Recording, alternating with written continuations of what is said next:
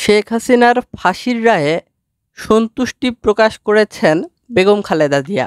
শেখ হাসিনা বাংলাদেশের সাবেক প্রধানমন্ত্রী এবং আওয়ামী লীগের সর্বোচ্চ নেতা। বেগম খালেদা জিয়া তিনি বাংলাদেশের সাবেক প্রধানমন্ত্রী এবং বিএনপির সর্বোচ্চ নেতা, এবং বাংলাদেশের সবচেয়ে বড় রাজনৈতিক দল দুইটি হলো আওয়ামী লীগ এবং বিএনপি।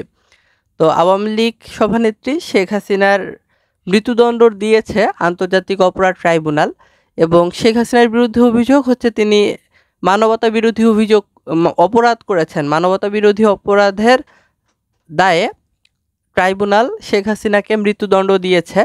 এই রায় ঘোষণাটি টেলিভিশনে সরাসরি সম্প্রচার করা হয়েছিল। বাংলাদেশ টেলিভিশন সহ শুরু করে বাংলাদেশের প্রায় সকল গণমাধ্যমে এটি সম্প্রচার করা হয়, এবং রাজধানীর বিভিন্ন স্থানে এলইডি স্ক্রিনে এই রায় সম্প্রচারের ব্যবস্থা করে অন্তর্বর্তীকালীন সরকার। তো বিএনপি চেয়ারপারসন বেগম খালেদা জিয়া তিনি বাড়িতে অবস্থান করছিলেন এবং টেলিভিশনে এই রায় ঘোষণার যে কার্যক্রমটি সেটি দেখছিলেন, পর্যবেক্ষণ করছিলেন।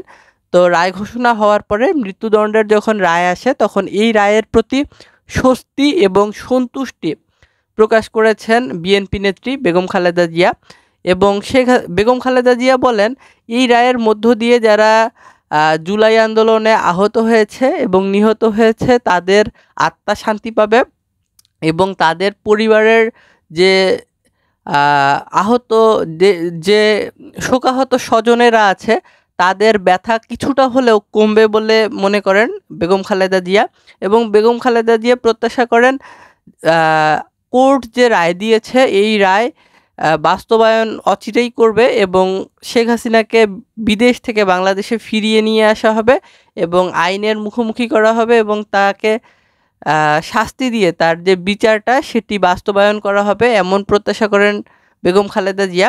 এবং খালেদা জিয়া নিজের বিষয়েও বলেছেন, তিনি বলেছেন শেখ হাসিনার 4 মেয়াদে তো প্রধানমন্ত্রী ছিলেন শেখ হাসিনা। তো শেখ হাসিনার মেয়াদে এই গত 15.5 বছরে খালেদা জিয়ার বিরুদ্ধে যে সকল অন্যায় হয়েছে, অত্যাচার, অনিয়ম হয়েছে, এগুলোর বিচার তিনি মহান আল্লাহ রব্বুল আলামিনের কাছে ছেড়ে দিয়েছেন বলেও মন্তব্য করেন বিএনপির এই সর্বোচ্চ নেত্রী।